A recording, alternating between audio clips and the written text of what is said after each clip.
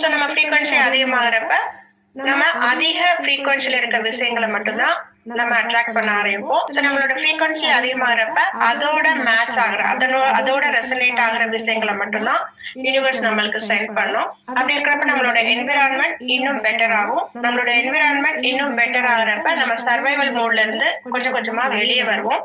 நம்ம சர்வைவல் மோட்ல இருந்து கொஞ்சம் கொஞ்சமா வெளியே வர்றப்ப நம்ம எனர்ஜியை சக் பண்ற விஷயங்கள் புல் பண்ற விஷயங்கள்ல இருந்து நம்ம கொஞ்சம் கொஞ்சமா வெளியே வருவோம். அப்ப நம்ம எனர்ஜி இன்க்ரீஸ் ஆகும். அதை சார்ந்து இருக்கிற வைப்ரேஷன் இன்க்ரீஸ் ஆகும். அதோட நம்மளோட புரிதலும் ஆட்டோமேட்டிக்கா இதெல்லாம் இன்க்ரீஸ் ஆகுறப்ப நம்மளோட புரிதலும் ஆட்டோமேட்டிக்கா இன்க்ரீஸ் ஆகும். ஸோ இந்த மாதிரி இந்த ஃப்ரீக்வன்சி வைப்ரேஷன் எனர்ஜி கான்சியஸ்னஸ் இந்த நாளும் தான் நம்ம வாழ்க்கைய நீங்க எக்ஸ்பீரியன்ஸ் பண்றதுக்கு ஒரு அடிப்படையான விஷயமா இருக்கு. இந்த நாளும் ஒன்னோட ஒண்ணு சார்ந்த விஷயங்களா இருக்கு.